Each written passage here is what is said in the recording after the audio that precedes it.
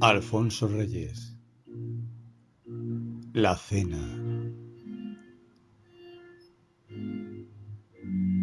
Tuve que correr a través de calles desconocidas. El término de mi marcha parecía correr delante de mis pasos, y la hora de la cita palpitaba ya en los relojes públicos. Las calles estaban solas. Serpientes de focos eléctricos brillaban delante de mis ojos. A cada instante surgían glorietas circulares, sembrados arriates cuya verdura, a la luz artificial de la noche, cobraba una elegancia irreal. Creo haber visto multitud de torres. No sé si en las casas, si en las glorietas, que ostentaban a los cuatro vientos, por una iluminación interior, cuatro redondas esferas de reloj. Yo corría, azuzado por un sentimiento supersticioso de la hora. Si las 9 campanadas, me dije, me sorprenden sin tener la mano sobre la aldaba de la puerta, algo funesto acontecerá. Y corría frenéticamente mientras recordaba haber corrido a igual hora por aquel sitio y con un anhelo semejante. ¿Cuándo? Al fin, los deleites de aquella falsa recordación me absorbieron de manera que volví a mi paso normal sin darme cuenta. De cuando en cuando, desde las intermitencias de mi meditación, veía que me hallaba en otro sitio y que se desarrollaban ante mí nuevas perspectivas de focos, de placetas sembradas, de relojes iluminados. No sé cuánto tiempo transcurrió, en tanto que yo dormía el mareo de mi respiración agitada. De pronto, 9 campanadas sonoras resbalaron con metálico frío sobre mi epidermis. Mis ojos, en la última esperanza, cayeron sobre la puerta más cercana. Aquel era el término. Entonces, para disponer mi ánimo, retrocedí hasta los motivos de mi presencia en aquel lugar. Por la mañana, el correo me había llevado una esquela breve y sugestiva. En el ángulo del papel se leían, manuscritas, las señas de una casa. La fecha era del día anterior. La carta decía solamente: Doña Magdalena y su hija Amalia esperan a usted a cenar mañana a las 9 de la noche. Si no faltara... Ni una letra más. Yo siempre consiento en las experiencias de lo imprevisto. El caso, además, ofrecía singular atractivo. El tono, familiar y respetuoso a la vez, con que el ánimo designaba a aquellas señoras desconocidas. La ponderación. Si no faltara... tan vaga y tan sentimental que parecía suspendida sobre un abismo de confesiones. Todo contribuyó a decidirme y acudí, con el ansia de una emoción informulable.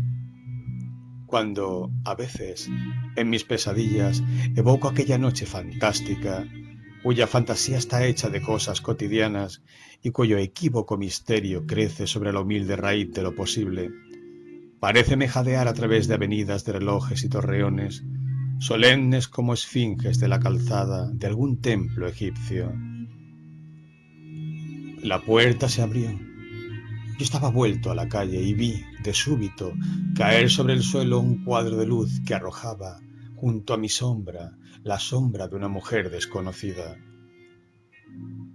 Volvíme, con la luz por la espalda y sobre mis ojos deslumbrados.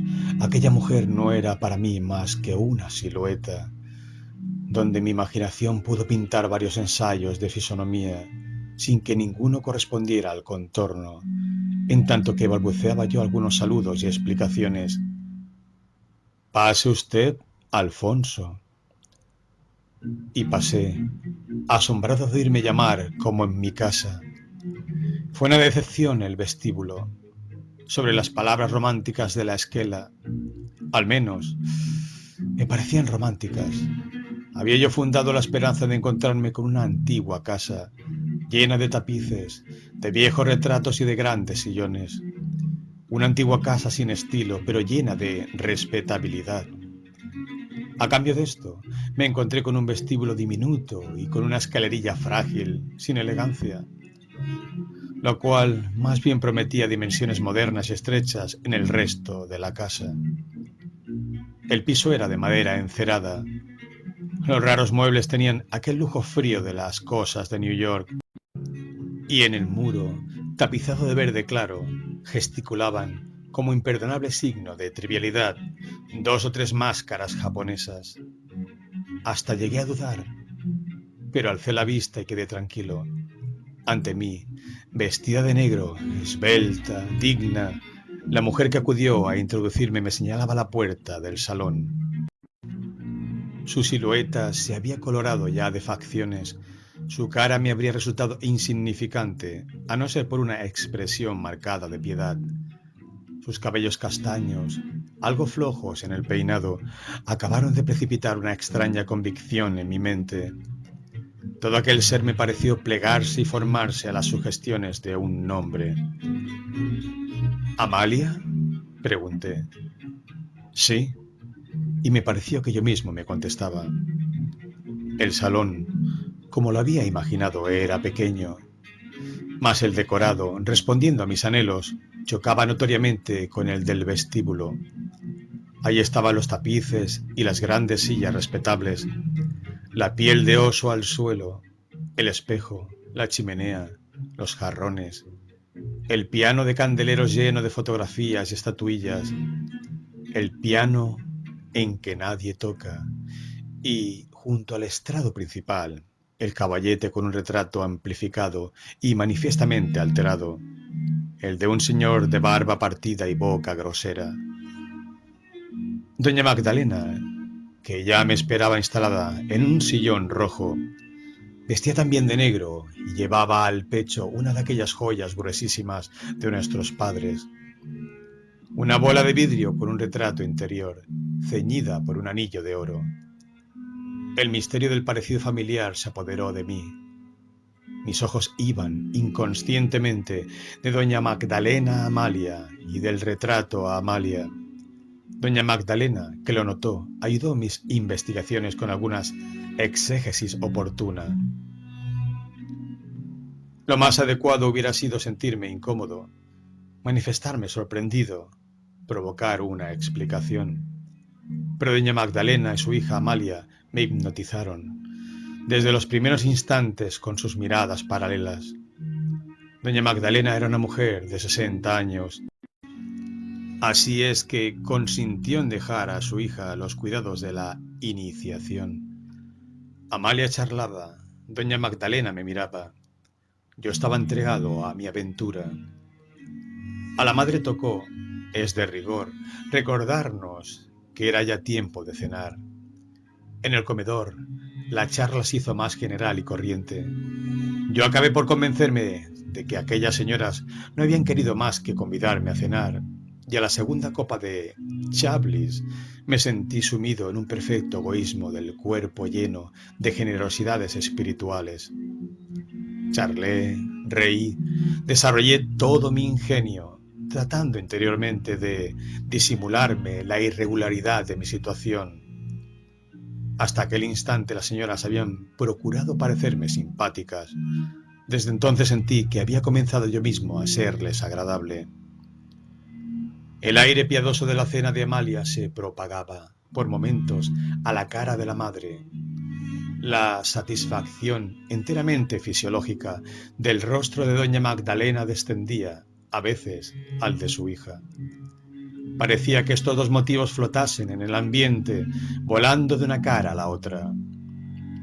Nunca sospeché los agrados de aquella conversación, aunque ella sugería, vagamente, no sé qué evocaciones de Sudermann, con frecuentes rondas al difícil campo de las responsabilidades domésticas y, como era natural en mujeres de espíritu fuerte, súbitos relámpagos ibsenianos.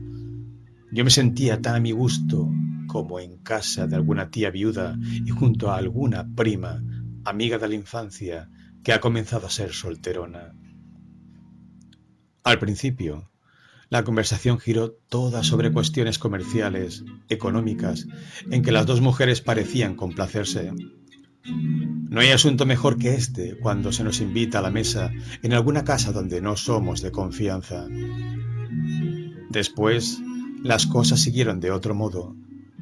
Todas las frases comenzaron a volar como enredor de alguna lejana petición. Todas tendían a un término que yo mismo no sospechaba. En el rostro de Amalia apareció, al fin, una sonrisa aguda, inquietante. Comenzó visiblemente a combatir contra alguna interna tentación. Su boca palpitaba, a veces, con el ansia de las palabras, y acababa siempre por suspirar.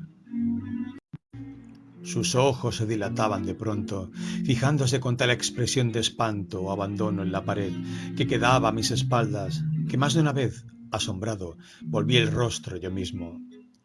Pero Amalia no parecía consciente del daño que me ocasionaba. Continuaba con sus sonrisas, sus asombros y sus suspiros, en tanto que yo me estremecía cada vez que sus ojos miraban por sobre mi cabeza. Al fin se entabló, entre Amalia y doña Magdalena, un verdadero coloquio de suspiros. Yo estaba ya desazonado. Hacia el centro de la mesa, y por cierto, tan baja que era una constante incomodidad, colgaba la lámpara de 2 luces, y sobre los muros se proyectaban las sombras desteñidas de las 2 mujeres, en tal forma que no era posible fijar la correspondencia de las sombras con las personas. Me invadió una intensa depresión, y un principio de aburrimiento se fue apoderando de mí, de lo que vino a sacarme esta invitación insospechada. «Vamos al jardín». Esta nueva perspectiva me hizo recobrar mis espíritus. Condujéronme a través de un cuarto cuyo aseo y sobriedad hacía pensar en los hospitales. En la oscuridad de la noche pude adivinar un jardincillo breve y artificial, como el de un camposanto. Nos sentamos bajo el emparrado. Las señoras comenzaron a decirme los nombres de las flores que yo no veía, dándose el cruel deleite de interrogarme después sobre sus recientes enseñanzas. Mi imaginación, destemplada por una experiencia tan larga de excentricidades, no hallaba reposo. Apenas me dejaba escuchar y casi no me permitía contestar. Las señoras sonreían ya, yo lo adivinaba, con pleno conocimiento de mi estado. Comencé a confundir sus palabras con mi fantasía. Sus explicaciones botánicas, hoy que las recuerdo, me parecen monstruosas como un delirio. Creo haberles oído hablar de flores que muerden y de flores que besan, de tallos que se arrancan a su raíz y os trepan como serpientes hasta el cuello. La oscuridad, el cansancio, la cena, el chablis, la conversación misteriosa sobre flores que yo no veía, y aún creo que no las había en aquel raquítico jardín. Todo me fue convidando al sueño, y me quedé dormido sobre el banco, bajo el emparrado. «Pobre capitán», oí decir cuando abrí los ojos. Lleno de alusiones marchó a Europa, para él se apagó la luz. En mi alrededor reinaba la misma oscuridad. Un vientecillo tibio hacía vibrar el emparrado. Doña Magdalena y Amalia conversaban junto a mí, resignadas a tolerar mi mutismo. Me pareció que habían trocado los asientos durante mi breve sueño. Eso me pareció. «Era capitán de artillería», me dijo Amalia, «joven y apuesto si los hay». Su voz temblaba. Y en aquel punto sucedió algo que en otras circunstancias me habría parecido natural, pero entonces me sobresaltó y trajo a mis labios mi corazón. Las señoras, hasta entonces, solo me habían sido perceptibles por el rumor de su charla y de su presencia. En aquel instante alguien abrió una ventana en la casa, y la luz vino a caer, inesperada, sobre los rostros de las mujeres. Y, ¡oh cielos!, los vi iluminarse de pronto, autonómicos, suspensos en el aire, perdidas las ropas negras en la oscuridad del jardín, y con la expresión de piedad grabada hasta la dureza en los rasgos. Eran como las caras iluminadas en los cuadros de Echave el Viejo, astros enormes y fantásticos. Salté sobre mis pies sin poder dominarme ya. «¡Espere usted!», gritó entonces doña Magdalena. «Aún falta lo más terrible». Y luego, dirigiéndose a Amalia: «Hija mía, continúa. Este caballero no puede dejarnos ahora y marcharse sin oírlo todo». «¿Y bien?», dijo Amalia. «El capitán se fue a Europa. Pasó de noche por París, por la mucha urgencia de llegar a Berlín, pero todo su anhelo era conocer París. En Alemania tenía que hacer no sé qué estudios en cierta fábrica de cañones. Al día siguiente de llegado, perdió la vista en la explosión de una caldera.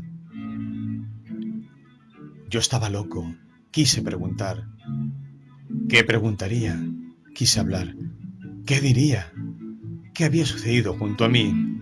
¿Para qué me habían convidado?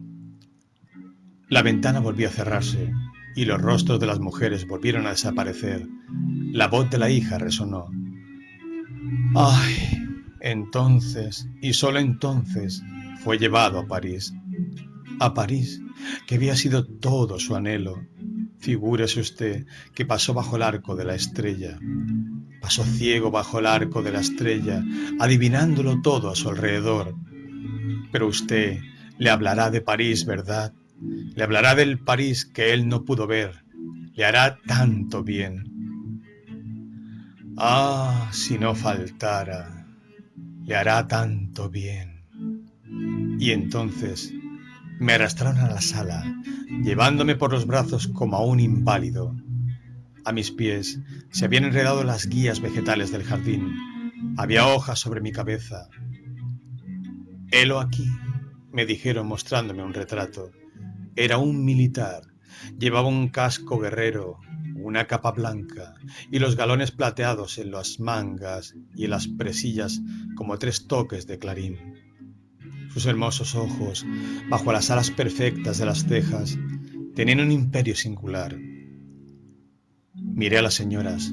Las dos sonreían como en el desahogo de la misión cumplida. Contemplé de nuevo el retrato. Me vi yo mismo en el espejo. Verifiqué la semejanza.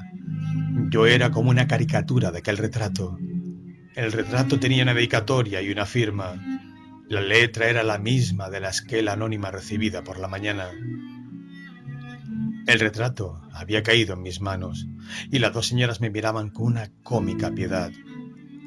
Algo sonó en mis oídos como una araña de cristal que se estrellara contra el suelo. Y corrí a través de calles desconocidas. Bailaban los focos delante de mis ojos. Los relojes de los torreones me espiaban, congestionados de luz. ¡Oh, cielos! Cuando alcancé jadeante la tabla familiar de mi puerta, 9 sonoras campanadas estremecían la noche.